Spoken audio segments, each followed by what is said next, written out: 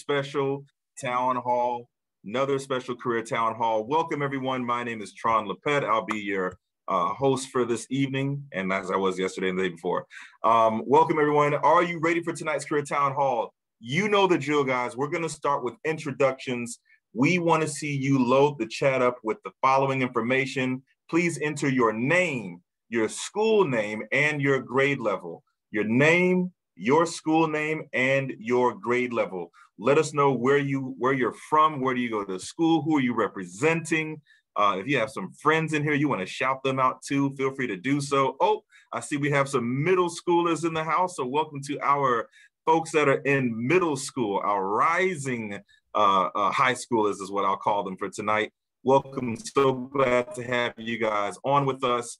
While you're doing that, we're also going to ask that you follow us on Instagram. Our handle is at the bottom right of the screen at Bridge2Life SFL. Again, that's at Bridge, the number 2 Life SFL. So continue to load the chat up. We are so excited about tonight. So what are we talking about tonight? Tonight, we're discussing esports careers. We're discussing gaming careers and blockchain. Before we get into it, I want to thank our B2L partners, the folks that work with us and work so well with us. We're so fortunate. Big shout out, of course, to Broward County Schools. Broward Schools, thank you so much. Palm Beach Schools, Osceola Schools, Broward Area STEM Ecosystem, for short, call that BASE, the City of Fort Lauderdale, the Children's Services Council of Broward, and our special partner, the CEO of MedArena, Marcus Howard. So we're going to ask you guys to do this. While we're listening to our keynote tonight, we want you to use the chat as often as you can, ask questions, load us up in the chat. We'll get to your answers or your questions as soon as we can, I promise you. But please make sure to use the chat for all questions. Good to go? Are we clear on that? I think we are. All right, it's time for me to introduce Marcus. Let's start with this. Marcus has a passion for technology. His passion began at a very young, tender age when he and his identical twin brother were introduced to a video game. Now, I'm curious to know which game that was, because I know some video games that I really like growing up, Marcus. Anyway, Marcus has a BS in Information Technology, which he earned from the Georgia Southern University, and a master's degree in programming, a master's degree program in Information Technology at the Southern Polytechnic State University. He's been involved in blockchain since 2014 and has over, I want you guys to catch this, has over 25,000 followers on LinkedIn. I can tell you right now, he is very active on LinkedIn, and we're so happy to have Marcus join us. Marcus, we did all this special dressing up and decor, e-decor, if you will, for you. We're happy to have you on. I see you're unmuted. I see the cameras on, and that $1 million smile is alive. Why don't I do us a favor? Why don't I pass the mic over to you so you can tell us who you are and tell us a little bit about, I think you have something special about a book that's coming up, Marcus, or a book that you're going to pass out. You know what? Let me just stop talking and pass the mic over to you. Marcus Howard, everyone. Thank you so much. Good evening, everyone. Tron, I appreciate the generous introduction. Thank you all for making time this evening. I hope to entertain, educate, and hopefully inspire. Feel free to drop the questions in the chat. I'll do my best to keep up with those. Before we get into that, there's an opportunity for all of you. I have 2 different opportunities. I'm actually going to be signing copies of my book for 2 lucky winners. If you are over the age of 16, in order to qualify to be eligible for that book, I need you to go onto LinkedIn right now. If you don't have an account, you need to create one. You have to be at least 16 to create an account on LinkedIn. So go onto LinkedIn, search Marcus Esports Howard, and send me a connection request with a message that says that you were in this event tonight. I'll be picking 1 winner out of the people who do that. And if you're already following me, just say that you're in the event tonight. I'll pick 1 winner to get a signed copy of the book. If you're under 16, you obviously can't use LinkedIn. Just follow Bridge to Life on Instagram and then let them know that you're in this event. They will send me 1 name. That person will also get a signed copy of my book. When it's finished, it's going to be about 300 pages, right? So it's a coffee book. It's a solid, 3 to 5 pound book with high definition images. This is not that book. This is the company I'm working with. They did a version for Tampa Bay, and I'm partnering with them to do one on the gaming and esports industry. Just so you understand what that looks like, I'm actually going to send a link to everyone here in the chat. Everyone who attends tonight will get early access to the book, and look forward to hearing what you think about it. I designed it to be the book that I wish that I had when I was growing up. I've been playing video games my entire life, but I didn't recognize that there was an actual industry for video games till after I graduated college. So that's taking a few steps forward. Let me start back at the genesis at the beginning, my backstory. This is the game that I got when I was a kid, when I was 6 years old for Christmas, Super Mario Brothers 3. I see you, Tron, over there. Yeah, it inspired me to learn more about technology, right? You take, there's code inside of this cartridge, and it creates this immersive experience that I think is the most interactive form of media that exists, right? More so than movies, music, TV, right? Books, it's video games. So in the 9th grade, my twin brother and I actually started coding because of video games. Our parents had gotten, we had gotten, through our parents' help, had gotten us into magnet school, and they were trying to teach us to learn the code so we could build websites. Again, this is like the year 2000. This is Web 1.0, very early days of Amazon, of Yahoo, and websites just looked like trash, right? There was nothing exciting about them. There wasn't any YouTube, nothing like Instagram. And so we just didn't have any interest in learning the code for the purposes of making websites. But when we learned that video games are made with code, and we've obviously been playing video games our entire lives, it clicked for us that by learning how to code, we could one day make our own game. So we actually started making a game in 9th grade. Our trigonometry teacher actually intentionally deleted the game off of our calculator because A, we were being kind of disruptive, but B, she couldn't make the connection between video games and kind of connecting us to STEAM education and learning how to code. So I don't fault her for that because we were being disruptive, and there wasn't a resource like this book to help teachers understand that you can learn about engineering and art and math and science technology through video games. So that's really the inspiration for this book, so that gamers of all ages, particularly those in grade school and college, their parents, their teachers, business owners, politicians can understand the $175 billion gaming industry and how you can build a sustainable career in it. So I hope I didn't spend too much time talking there, and it gave you enough time to go, if you haven't yet, gone to LinkedIn and connect with me. I will field a couple of questions, and then we'll shift right into the rest of the run of show today. Let's see, I've got a couple here.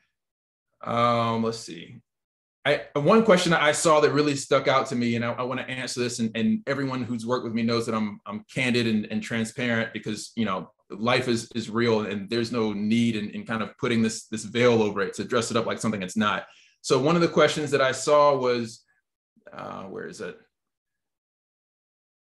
About whether or not you needed to go to college. And as I answer, before I answer this question, I'll say that I work with universities. I work with grade schools and universities, and I'm 100% believer in education and higher education, but I do believe that the business model for higher education is outdated. And so I'm actually actively working with University of Kentucky on how to add micro credentials into their program, because in my opinion, and I have a degree, right?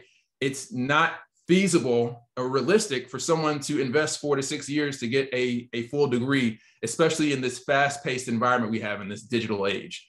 So what I'm helping schools do is figure out how to be more robust, more agile with their educational offerings. So the question, and I'm missing it now, I'm blanking on it, but it says, can you help my child understand that gamers need college too? So I will say that gamers do need higher education. But personally, I don't believe that college is a necessity. I do believe that college as an extension of higher education is important, but you don't necessarily in today's age have to go and get a 4-year degree, go into $20,000, $30,000, $40,000 worth of debt in order to start a career. There are even large businesses like LinkedIn, the federal government, several other organizations. I even know some gaming and esports companies that are no longer requiring 4-year degrees, because, to be quite candid, people can lie about their degrees. I've seen it happen. But what you can't lie about is if you have passion, if you have integrity, if you have interest in learning and being the best you can and making sustainable, meaningful change in a business. So that's what I'm seeing now as a professional in the space. That's becoming a higher priority in a degree. Some places are still requiring degrees. And again, I'm not knocking a degree, but for the parent that asked that, I would encourage your student to, or your child rather, to find a program that most aligns with their personal goals. Again, I didn't know when I graduated from high school that I could have a career in the gaming industry. I had to just kind of fumble my way there over the last 10 years. And if I had known about that earlier, I might have made some different decisions academically and professionally, both as someone in college and as a high school student. I'm going to answer one more question here. Did I face any discouragement from my friends and family when deciding to pursue a career in video games? I remember when I was 6, my parents used to say, stop playing that dang Nintendo, because it was an NES, right? Nintendo Entertainment System. And then as I was graduating from high school, I was playing on the Xbox. My parents were still saying, turn off that dang Nintendo. And I don't knock them for it either, right? When they grew up and went through their journey as young adults and then older adults, video games didn't really exist, right? They grew up in the 80s, 70s, 80s. Arcades kind of started in mid 70s, but they knew that education was a necessity for them in order to unlock success in their careers. Obviously, times have changed since then. If you are a person of color, sadly, the more things have changed, the more things stay the same. I would encourage you to do whatever you can to stack as many chips in your favor and get as many cards in your hand as possible.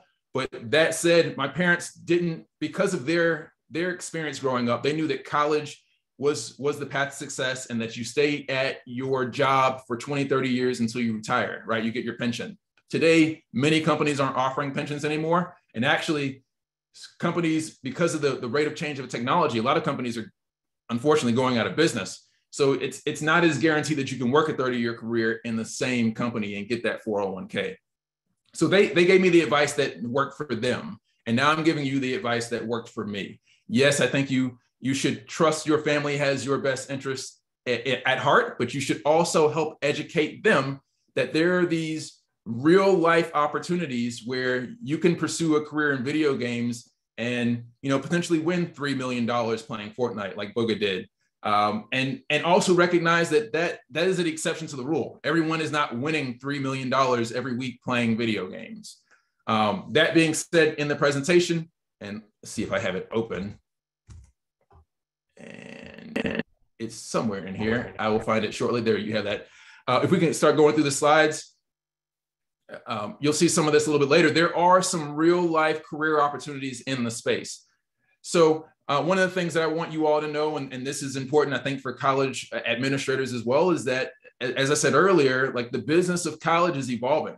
When I graduated from high school, you had to go to college, you had to get a degree. And then I recognized as I was graduating that a lot of the stuff I was learning, I could find for free on YouTube. And I recognized that a lot of my peers that were graduating, getting 4-year degrees, were end up working in retail or food services, and nothing against those jobs. They're all important to society. But I saw people working in jobs that were not related to their degrees. And even my dad, he worked an entire career. He got a business degree. He retired working 911 dispatch. So even at his age, he wasn't getting that. So now what I'm seeing now is that students of all ages are starting to say, maybe I don't necessarily have to get a 4-year degree, and colleges need to evolve the experience to meet the interest and demands of today's students. Can you move to the next slide, please? So there's a great opportunity in the gaming industry. It's a $180 billion industry. Nearly half of the world's population play video games. Nearly 46% of people on the planet play video games. In the US, 97%, I'm getting ahead of myself, but 97% of kids play video games. And even in these last 18 months, 2 years or so, especially after we had to stay at home, the gaming industry and esports industry exploded. Can you move the next slide, please?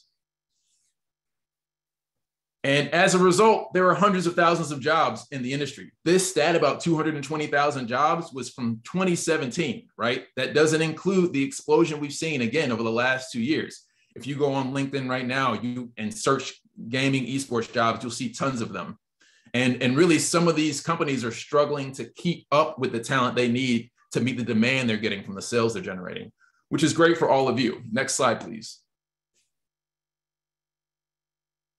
So when I talked about, the average person is not going to go win $3 million in Fortnite tournaments, there are still several great opportunities to get into the gaming and esports industry. The first two here are specifically for esports. So if you happen to get picked up by a well-funded team, you can expect to make between $12,000 a year and $60,000 a year. So that's anywhere from $1,000 to $5,000 a month, plus tournament winnings, give or take, to play video games full time. Now that wasn't the case when I graduated from high school, but I actually learned a year and a half ago that one of my classmates from high school was traveling around the US playing Halo competitively. So even though he wasn't getting a salary, he was getting prize winnings. He wasn't making 60 grand worth of prize winnings, but it was enough for him to continue to do that and dedicate time to it. So then the next step up is if you have more of a managerial skill set or highly organized, there are team manager roles, and those individuals just kind of set the training schedules and watch out for the tournaments and kind of manage the team as you would kind of a traditional sports manager. And then the remaining things you see on this slide are more gaming industry related. And just as a quick note, while esports is at the front and center of every headline that we've seen over the last 18 months, esports is actually only 0.5% of the global gaming industry. So if the global gaming industry is $180 billion, this year, esports will be $1 billion industry.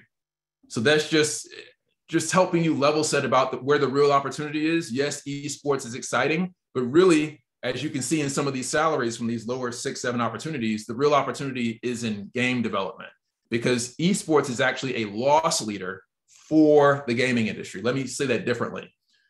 When esports was created by League of Legends and Capcom and Activision Blizzard, the reason they created esports was it was a marketing channel. They were investing into esports as a means to get eyeballs and attention and dollars from viewers into their portfolio of games.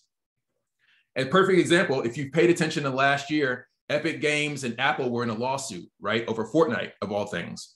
And as a part of the legal proceedings, Epic Games was required to release their EBITDA. It's the earnings before interest, taxes, something in amortization. I'm blanking on the entire acronym, but basically their earnings before taxes, right?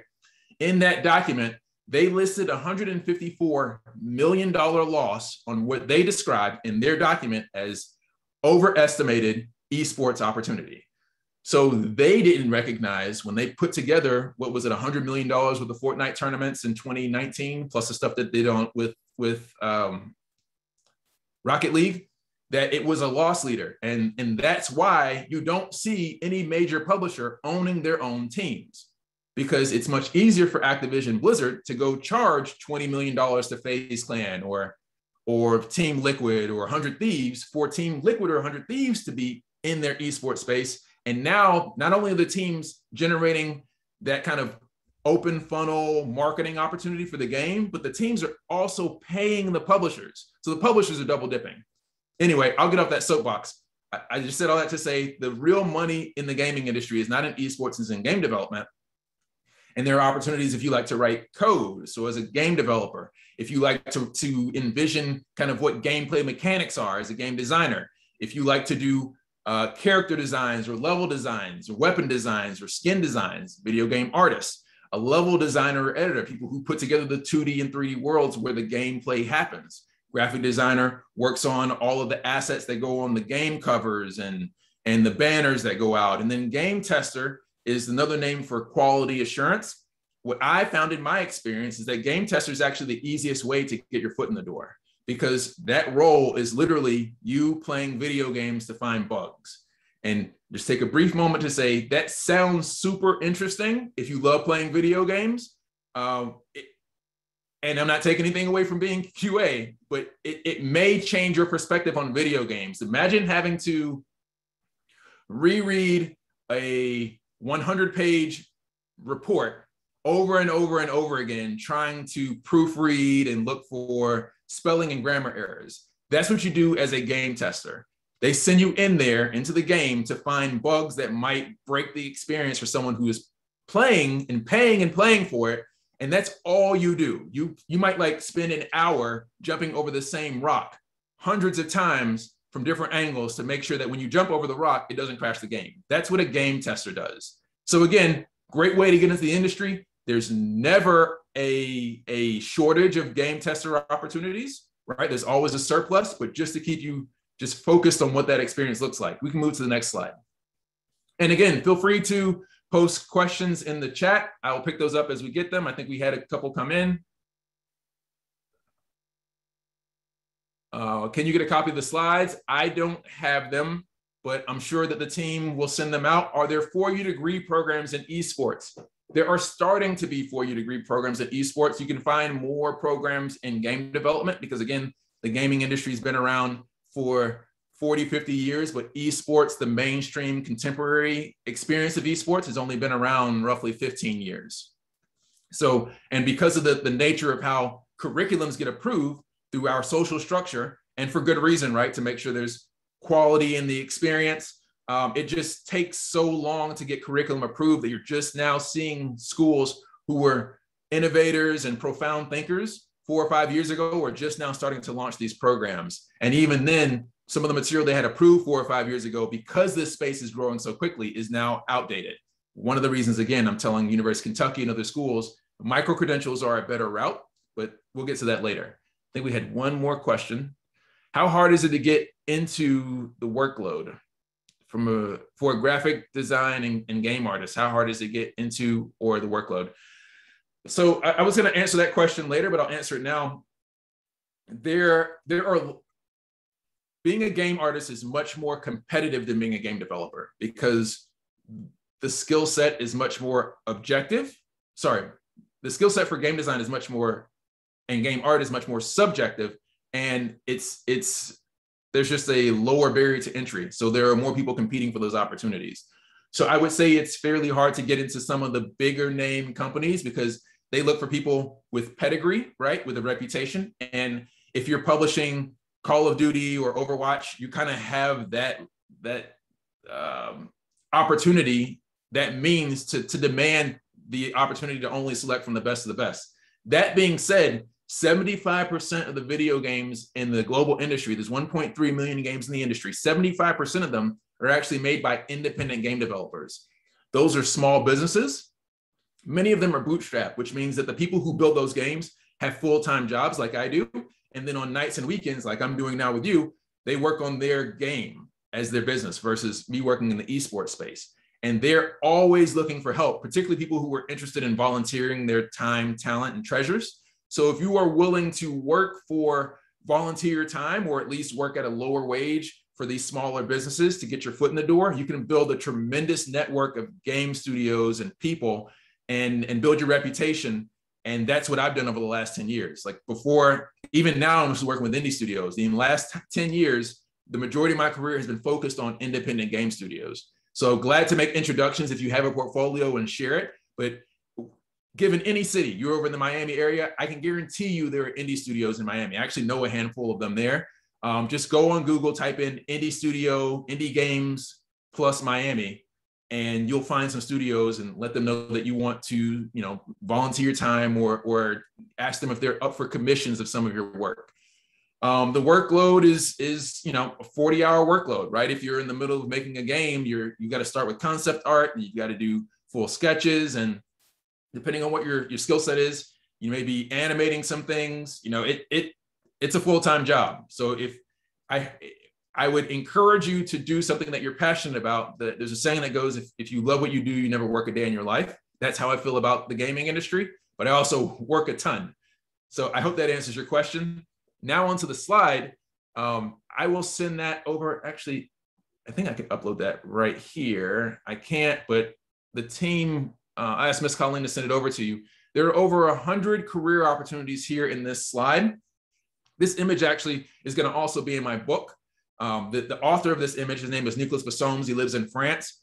He has commissioned the images from his Medium blog for my book. And you'll see some of that in the book and the version I sent you. No one else has the version I sent you. His pages are admittedly a little bit cluttered, so I'm working with him this week to try to clean them up so they're easier to read. But you'll see, regardless of your professional interest, or maybe you're already in your career, if you're in college or high school, college or post-graduated college, you can get a job in education. You can get a job in digital. You can get a job in game development, which is writing code, which is what I do for a living. Health and wellness. So from everything from mental health and wellness to physical performance.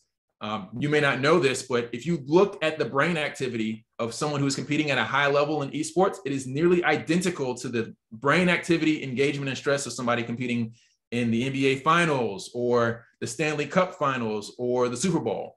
So the only difference is the activity and the strategies happening between the eyes and the fingertips versus kind of full body, physical strategy and execution, but it's still almost identical. So again, tons of opportunities here, even something with more traditional services like legal and accounting. If you think of everything that makes traditional sports work, right? From the stadiums to the jerseys to the media rights, everything that happens in traditional sports is basically being copied and pasted into esports. And then you add to that the opportunity of making games, right? So logistics from getting the game from the game studio to print it on the CDs or DVDs and sent to the warehouses to be distributed to the retail stores. Or if you're just downloading them, getting them to the Amazon servers and then being downloaded to your machines. Everything that makes digital games happen, plus everything that makes physical sports, is the opportunity that exists for esports from a career perspective. So I'm going to take a drink of water. If anyone has any questions, if not, then we'll move on to the next slide, please.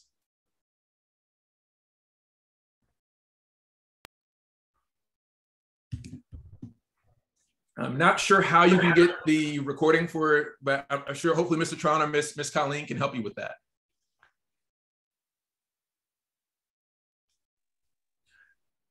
That was one of the questions. So we're going to do it at the end. So I'm sorry, Marcus. So yeah, so once we're done, or we are recording this, we're going to put this up on our YouTube channel, our Bridge to Life YouTube channel. So just give us a few minutes or a little time after the presentation, and you can check out our YouTube channel for this video and any other career town halls that you may have missed that you want to catch up on. So that's that answer. Marcus, back to you. Thank you. Thank you. And I'm watching my time now. I didn't have my phone up, so I'm moving a little slow. I think I went on a couple of rants there. Hopefully it was all valuable for you. So again, most kids play video games. You can move to the next slide. And so that's why I believe that grade schools and colleges, higher ed institutions, should basically rethink the educational strategy to put gaming and esports embedded in like the foundation of the experience. Because we know that kids love playing video games, so you're aligning with their interests in the way that they engage and learn, right? Video games can teach you critical thinking skills and how to communicate and time management skills. I joke with a lot of people that I learned more from playing Super Mario Brothers than about business and life from playing Super Mario Brothers than I ever did for my undergrad degree. And this game certainly didn't cost me the amount of money I still owe the federal government for my student loan. So the other opportunity here is blockchain and crypto. What I also learned from video games is about the concept of digital items and digital currencies. In this game, Super Mario Brothers 3, and in most games, but specifically in this game, you collect coins, digital currency, right? And when you collect 100 coins, you get an extra life. That's a digital item. So what I've learned in my experience as both a gamer and an early entrant into the blockchain crypto space is that you don't really have to teach gamers about blockchain and crypto, which I think there's helps explain why there's such a high demand for wanting to learn blockchain and crypto from students 16 and older. And I think you'll see that expand as more and more people understand and as blockchain and crypto go mainstream. I've been following blockchain. Ironically, the white paper was published on October 31st in 2008. The Bitcoin network launched publicly on January 3rd, 2009. Ironically, January 3rd is my birthday. And I've been following it since roughly 2010 and 2011. But if you have followed the history of Bitcoin, when it first launched, it was kind of tied to what they call the dark web. There was a platform called the Silk Road where people were doing a lot of illegal activity, some related to drugs, just illegal activity across the board. So I didn't want to be associated with that because I was working at a university at the time, and it just wasn't something I needed to be a part of. So I watched it grow for 2 to 3 years. And then roughly 2013, I said to my brother, hey man, let's understand the technology around this. So I bought my first half of crypto. Unfortunately, today, I'm not a crypto millionaire or billionaire, although I wish I was. I was able to triple my investment within 2 to 3 weeks by day trading on different cryptos, the same way you can day trade penny stocks. But 2013 was the same year I launched my old company, Project MQ, to solve game discovery, work with indie games. And so because I had a day job and I had my company, I couldn't do that and be effective in this space, because when I was day trading, it was like the only thing I was doing, like blinders. So I parked my crypto in all things in Dogecoin. And this shows you how far back this was. Dogecoin was launched as a joke coin. Like, this was before Elon Musk and what's his name from PayPal. Before it became popular, it was so much of a joke that the exchange I was trading on said that if you don't remove your Doge and transfer it back to Bitcoin, we're going to start charging you the equivalent of bank fees against your wallet, because I was using a wallet in their ecosystem. Because I was so busy growing my company, I didn't make time to transfer my money back out to Bitcoin.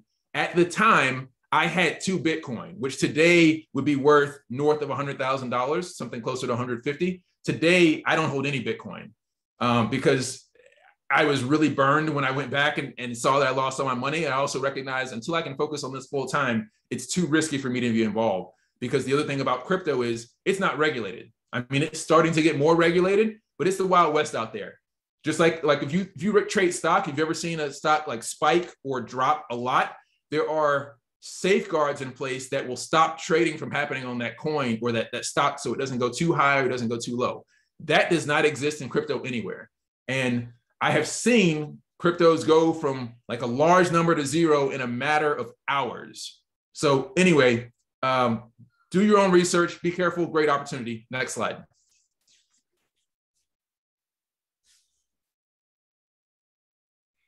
So you are all gamers, so you should probably resonate with a lot of this. But again, here in the US, there's a great opportunity for gamers to again, find an opportunity in gaming and esports professionally. 75% of households have at least one gamer in them.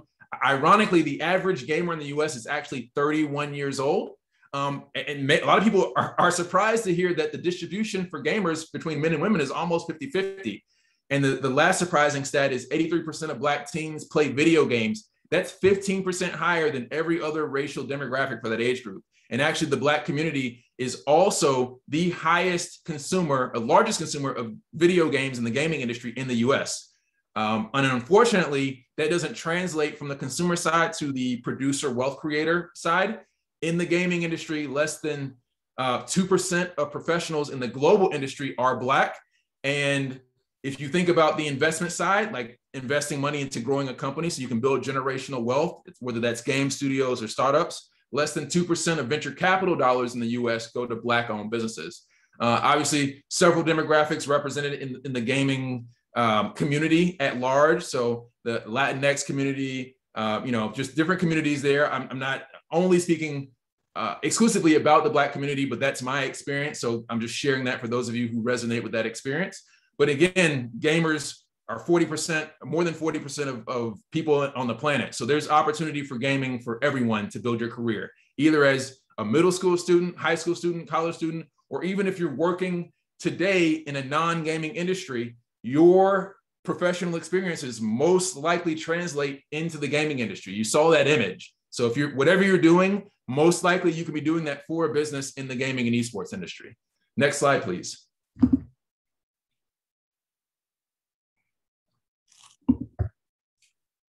So we've got about 30 minutes left. So I've talked a lot and I talk fast when I'm really excited. So I apologize for that. Definitely going to leave time for questions, but I wanted to leave you with some insights on if you or your kids or your students want to get into the gaming industry, how do you get started? I'll tell you exactly what I did. I spent months and probably that first year of my career after I graduated or a couple years after I graduated from college, applying to different opportunities. Unfortunately, again, there's a systemic issue for disproportionately affecting communities of color, right? Less than 2% of the industry has Black industry professionals or are Black. So I could not get those opportunities, though I applied for them time and time and time again. That's ironically both on the gaming and the blockchain crypto side. So I grew the philosophy that I ask professionally and tactfully for a seat at the table. And then if no seat is offered to me, then I just go build my own table. And that's exactly what I did. My brother and I started building our old company, Project MQ, in 2013. When I moved here to Florida, I tried to get into opportunities to work with the major league teams here, different organizations, and no one either wanted to hire me because, again, less than the demographic situations in the tech ecosystem, or they just didn't get gaming and esports. So I started my own nonprofit, Tampa Association of Gaming, to help grow the visibility and the connection and the foundation for the gaming industry here in the Tampa Bay region. So that's a long way to say, if you are applying for opportunities and you're not getting the response that you need, don't wait for someone else's permission for you to build your own success. Go out there and find it for yourself. And a great way to do that is to start by volunteering, because lots of these groups, regardless of their size, are short-staffed to various degrees, especially the smaller businesses and the groups that put on these events. So they're always looking for help, and that's legitimate experience, even if you're not getting paid for it. So at the top of the list, again, is indie game development studios as a whole, but there's more opportunity in indie game studios, again, because 75% of games come from indie game studios. Those are also bootstrap companies. So if anyone is under-resourced, it's the ones who don't even have enough resources to work on their games from 9 a.m. to 5 p.m. So that's a great opportunity. Esports teams, you all are in Miami or in the Miami-Dade area, Broward County, all those counties. There is Florida, the Mutineers. I'm forgetting the Mutineers are a team for the larger organization, and I'm blanking on it. I was just talking to Justin from the team 2 weeks ago. But anyway, there's an esports team over in the Miami area. And there's a growing esports team here on the East Coast called Aquatic Games. That's a new team. I actually believe Misfits. Thank you, Craig. Misfits Gaming. Thank you. Craig, shout out to Craig. Craig went to go to, he volunteered his time to go be a part of the gaming industry last weekend when Epic Games hosted an event. So he can speak firsthand experience how valuable that networking can be. But esports teams are cropping up more and more. What I see as esports scales is that actually non-endemic brands will start to host their own internal gaming divisions. So making their own games, building their own esports teams. The reason for that is that today, esports and gaming is very niche. It's starting to get mainstream, but it's not nearly like pop culture and from a business perspective. But for those of you who may be old enough like me to remember when Facebook launched, I remember I was at Georgia Southern University. We had a Facebook party when Georgia Southern's domain got added to Facebook, because when Facebook launched, they first started in colleges, but first they started in Ivy League. So we were one of the first handful of schools to get adopted after Ivy League schools. But now you look back, and back then, the only people who were in social media were large businesses who had the budgets, and then agencies. People would pay these high premium fees to organizations specifically focused on social media to run their business on social media. Today, most organizations and most people run their own social media accounts. I see that same thing happening with gaming and esports. So I said all that to say, as that goes into that mainstream direction, more and more opportunities for working professionally in gaming and esports will crop up, because maybe McDonald's or Microsoft or Chick-fil-A or Michelin tires, if they want to get into esports, instead of spending 6 and 7 figures to go sponsor an esports team, it makes more sense for them to bring their own teams in, and that way they can control the conversion and the experience better. Perfect example, and then I'll move on to the next one, is John Deere, right? They manufacture lawn equipment. You may not know this, they actually own their own esports team. There is ironically an indie game called Farming Simulator, and the team that made that game turned it into an esport. And so instead of sponsoring FaZe Clan to have a team to compete in this league, John Deere hired their own internal teams. They got a team manager, they've got 4 or 5 people on the team, maybe someone running social media, a full team structure for that game. Imagine that in different industries for different verticals and different businesses. And that's the opportunity. And then the third, to get some experience, gaming conventions. They happen all over the place in Orlando and Atlanta, probably some there in the Miami area. They're always looking for volunteers. You go volunteer, they'll actually give you a 2 to 3 day pass. So you can actually volunteer for a little bit and then go do some networking and see the show floor. Meetups are the same. Meet in different communities, your own community with different groups doing gaming or esports. So then next, after you've done that, you want to build your professional network. That's what I've done over the last 10 years, more specifically on LinkedIn, the last 5.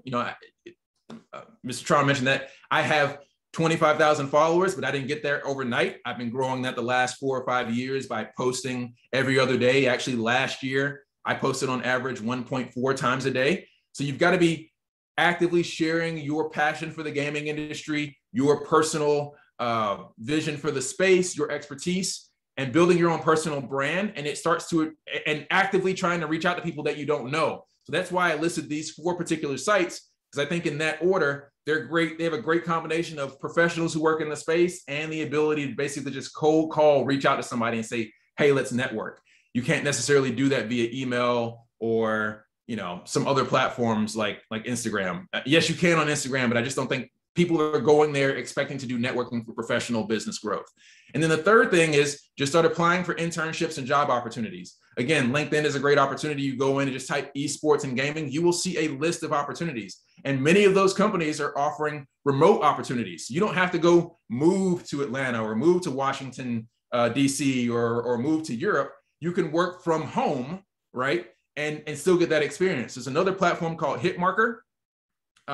They advertise themselves as the largest networker or networking opportunity or platform for gaming and esports. I will have to say, again, in full transparency, as I always do with Ms. Colleen and everyone else, I think it's a fantastic idea for a platform. I personally don't have a good working experience with the CEO. Maybe that's just my experience working with him, but that doesn't take anything away from what the opportunity that platform provides to you. I also have heard from communities of color that platform doesn't necessarily translate very well to people getting hired. But again, that may be anecdotal. I'm just sharing my authentic real life experience with you.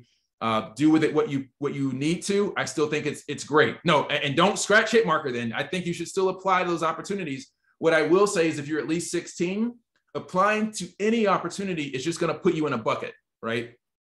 It's great to go for research purposes, recon purposes. You can go learn which companies are hiring and which roles. So then you can take that information, go back to LinkedIn and start searching for the individuals who work for that company. Say, hey, I heard that XYZ company is hiring a social media manager. Can you tell me more about it? I think it's great for that because you'll find all the job openings on Hitmarker and then you can go build the person-to-person relationship on LinkedIn. And you cannot do that on Hitmarker, Facebook, Discord, as well as you can on LinkedIn, because you can find exactly the people who are connected to the exact companies where that opportunity exists. So again, not knocking Hitmarker. I've heard great things about it. I've heard people get jobs there. Use it if you think that it's going to be valuable to you, but I would still lean on LinkedIn. And then soon, my company, MetaArena, we're getting ready to announce some partnerships where we're going to create direct internships and early stage job opportunities in the gaming and esports industry, leveraging my network that I've built up over the last 10 years and some of my colleagues who work with me. For example, my esports director was nationally ranked in 4 games and was actually you can go look it up. I think it was called Ultimate Gamer. He was in one of the country's first reality TV shows for competitive gaming over 10 years ago. And he went from there to become an international esports consultant. EA Sports flew him out to Barcelona to run their FIFA activation. He actually is also a rapper, coincidentally, and his music is licensed in the fighting game Dead or Alive Showdown. He actually has the title screen song. So if you go and play Dead or Alive Showdown, when you hear that music playing, it's Sebastian's music. So he will echo everything that I've just told you. On to the next slide, please. I know I talked a lot. We're running short on time. Let's see. So I wanted to give you all an opportunity to win the book. Again, it's going to be 300 pages. One of the companies featured in the book sells a report called Esports Viewer Dossier, where they're one of the largest consumer insights companies in the world. They have over 30 million data points, and they've developed a proprietary report that tells you basically very granularly by country, which country has the largest percentage of people in that country who engage with esports and gaming. It also tells you what esports viewers like to do with their free time and money, all of that. If you go to them yourself and try to get that report, you'd have to pay them over $5,000. Everyone who gets a digital or physical copy of my book will get that report for free. The other thing I'm trying to do is actually, and I haven't announced this yet, 2 things. One is I'm going to put an NFT a non-fungible token, a crypto, to each physical and digital copy of books sold. So when you get the book, you basically get a digital gift bag that comes with all of these things, like that report, and hopefully some games. I'm going to try to convince some of the developers in my network to give you free copies of games. So that's the opportunity there. I'm going to check LinkedIn real quick to do the raffle. Hopefully you sent me a message. I'm going to check here very quickly. And let's see. Blessing Ellis, you've won. I probably should have said your last name, but sorry, Blessing. Blessing, you won the book from the LinkedIn side. Congratulations. And I will have the admins here send me the one for the individual who is under the age of 16. But congratulations, Blessing. What I'm going to do is the physical copies of my book will launch in about 4 weeks. And then I've got to send the book to the printer. The print copy should be landed hopefully late January, early February. When they land, I will autograph your copy and then put it in the mail to you. So I'll work with Ms. Colleen and Mr. Tron to get your information. And you connect with me on LinkedIn, so you can send it to me directly there. And then for the student who's under 13, I guess, let's see if I have a message here. Oh, I've got a lot of messages here. We're running short on time. I wish I had more time, ladies and gentlemen. I'm so excited about gaming and esports. I will have to get back with Miss Colleen. She'll send me a message while I'm answering questions, and then hopefully we can pick someone between here and there. If not, we will announce afterwards who the winner is for the book. But congratulations again, Blessing. Can we go on to the next slide? We're running short on time. We've got about 13 minutes left. I want to make sure I answer questions.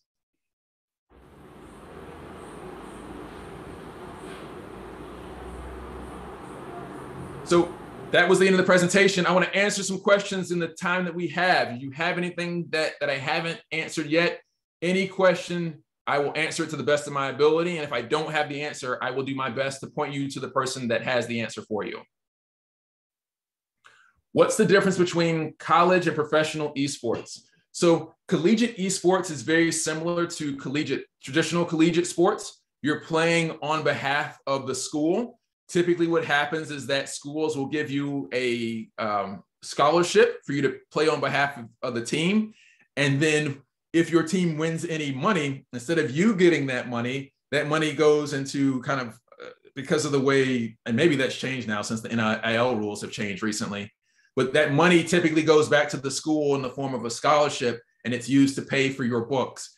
Because for those of you who are college age, when you get your refund checks, you typically don't spend it on books. So they want to make sure that the money goes back to support the academic endeavors of the students. So you'll get, again, some of your tuition, fees, any other kind of expenses related to schools subsidized or fully covered depending on the school.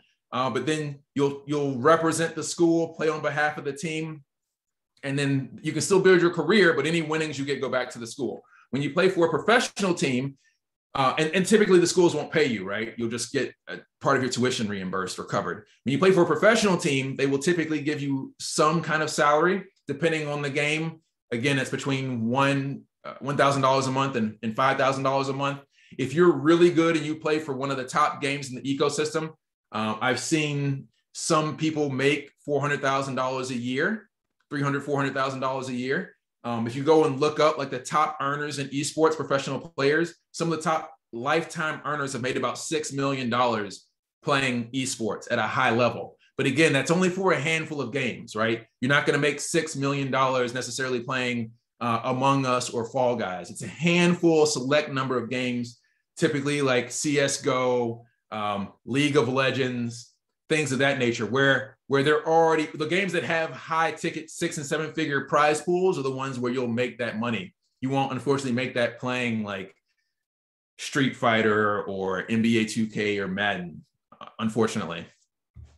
So that's the difference between playing for a high school or college team and playing professionally. Let's see. Oh, the other difference, if you're playing professionally, I think there are mandates that you have to create content, so do live streams, because this is not well advertised. It's actually a heavily guarded secret in the esports space that esports as a business function is not profitable. As I told you, it's a loss leader. So you've got a lot of organizations like FaZe Clan that just announced they're going to do an IPO next year. If you look at their financials, and they have to publish it because they're going public, they're going to have an 8-figure loss this year. They're predicting an 8-figure loss next year. Back in January, they took out a $22 million loan. Most esports organizations are not fundamentally good businesses, non-profitable businesses. So that's not where you can find the opportunity long-term. But I think, again, esports is going to start to evolve where brands will start to invest in it. And so there are going to be career opportunities there. The biggest genre of game in the esports industry and the most profitable games for esports careers.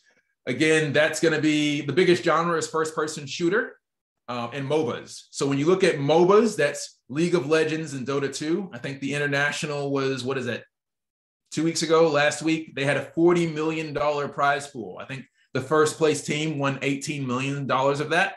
So again, when you have games that have $40 million prize pools, and if you're on the winning team and the shot of winning that is the same odds you have of winning the Super Bowl, right? And just as competitive as it is to even be on the team that goes to the Super Bowl, that's how competitive it is to be on the esports team that goes to play for an $18 million first place prize. So I'm trying to be realistic for you so that you understand you can't just pick up a controller and go immediately flip a switch and win $18 million. It's highly competitive. And actually, it's more competitive. You think about, football, for example, 11 people on the team, basketball, 5 people on the court, but the team typically has, 11, 12 people. Football team maybe has 50 people on the team. You think about Call of Duty, right? That's 4, maybe 5 people. If you think of Rocket League, that's 3 people. So you're not competing for one of 50 spots on the team or one of 12 spots on the team. You're competing for one of 4 or 5 spots across 3 billion gamers. Now, everybody doesn't play every game at the top tier level. So obviously there's some opportunity there.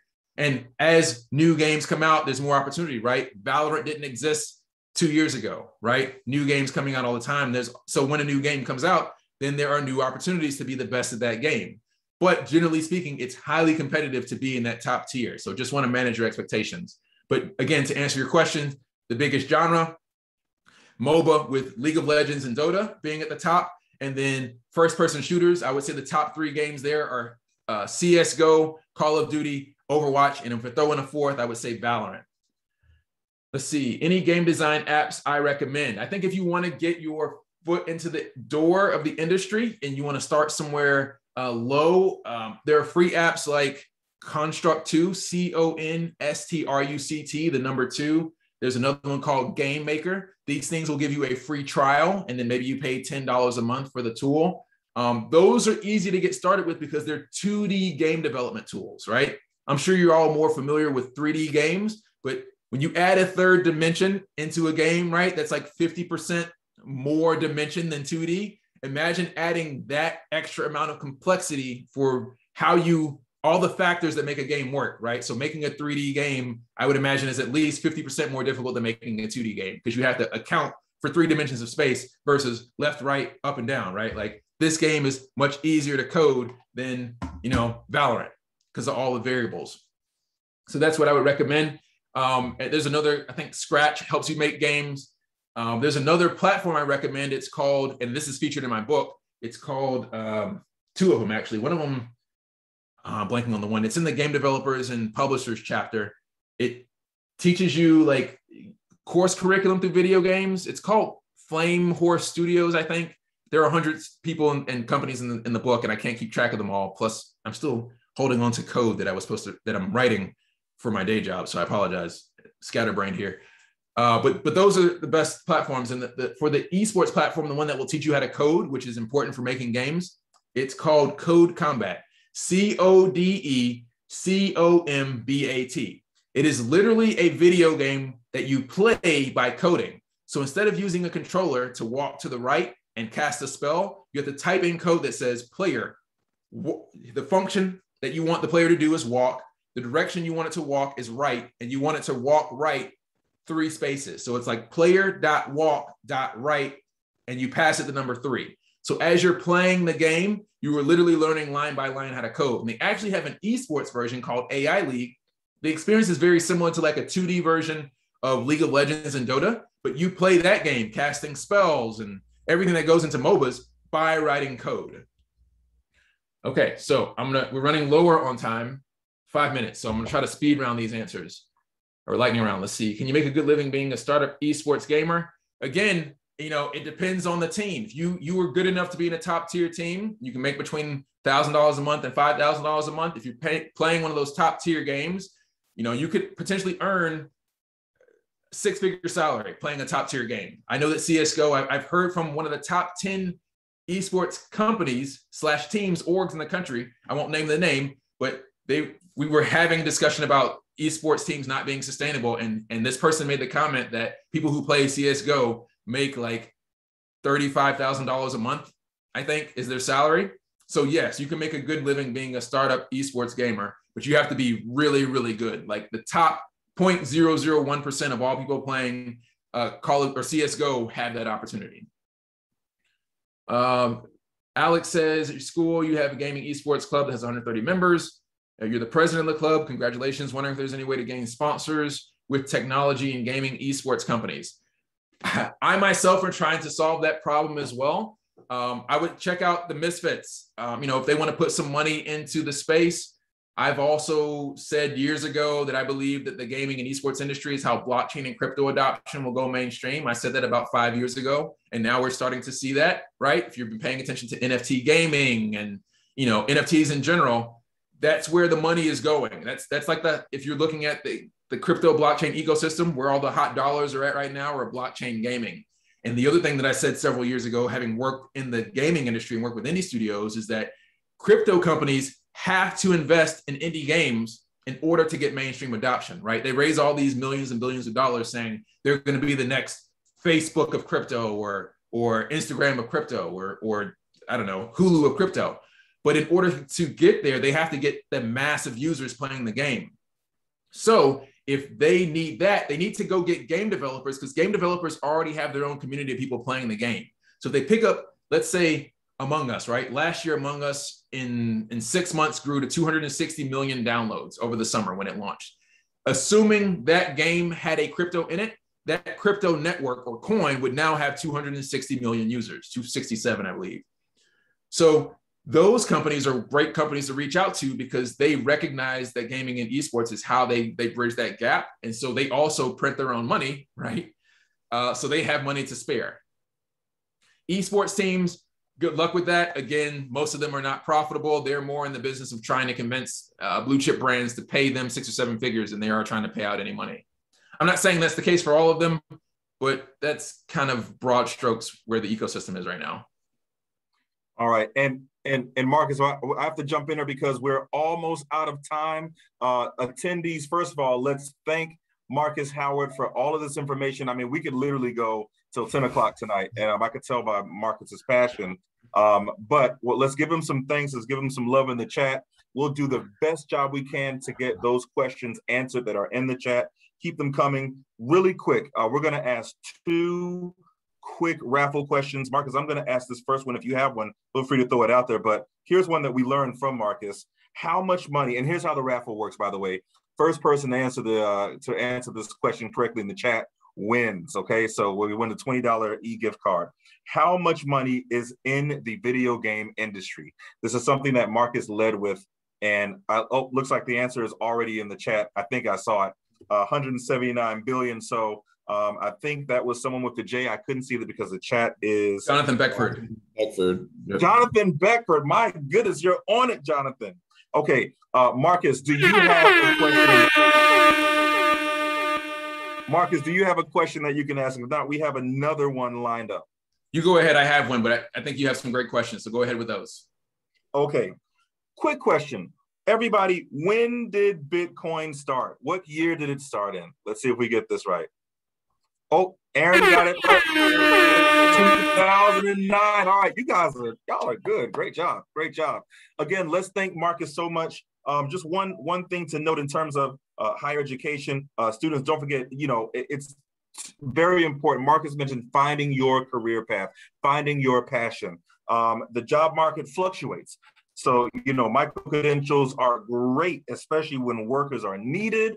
But when they're not, you know, you got to get that college degree, looking to various credentials, certificates, data science, graphic design, coding, they're all out there. So find your path, find your niche. And by the way, before we go, because we're right at 7 o'clock, students, I want to remind you of tomorrow's career town hall. Tomorrow, we're going to learn about medical school, all things medical related, health science. It's called From Desk to Doc. And we're going to hear from Dr. Patricia Rowe King. We have our QR code at the bottom of the flyer. So go ahead and scan that code. Please make sure to register for our event. Her theme, her tag is "You Absolutely Can Do It." So don't let anyone else tell you different. That is tomorrow at 6. Dr. Patricia Rowe King is our keynote. And again, like Marcus Howard said, make sure that you are networking. I think you actually started with that, Marcus, the importance of networking. So students, create those LinkedIn profiles, 16 age or older, create those LinkedIn profiles, connect with Marcus. He's out there, connect with me, Bridge to Life. Again, we thank everybody for coming out. Marcus, we could continue this all night, but we have to be mindful of our time. And by the way, my first game was, that comes to mind was Mike Tyson Punch Out. Just throwing that out there. Sorry. I've never beat Mike Tyson Punch Out, so kudos to you. Oh, man. Oh, it hurts. In Contra. Thank you, everybody. Thank you for your time. B2O team, am I missing anything before we wrap up, before we conclude? I think we're good to go. I have one more thing, if I can offer an opportunity to the schools. Yes. Yeah, so there's something that I'm launching. My company, again, believes that esports should be accessible to brands of all sizes and people from all walks of life. So I've got a program called Scholar Gamer Programs, where if a school gets 5 physical copies of my book, each student at that school, all students at that school can get digital copies of my book for just $1. So it's 300 pages of insights that will take you from I don't know what gaming industry is to I know how this applies to my life and my business. Each student at the school, whether that's middle school, high school, or college, can get the book for $1. Marcus, you're too kind. We greatly appreciate that. We greatly appreciate you spending time today, meeting with us. As we mentioned earlier, Marcus Howard, follow him on Instagram, follow him on LinkedIn. Meta Arena is launching in major ways, and he's got a lot planned. Thank you again, Marcus. Thank you again to all of our partners, community partners. We couldn't have done it without you. Thank you to Bridge to Life and our team here. With that being said, we're signing off. Have a wonderful night. Peace.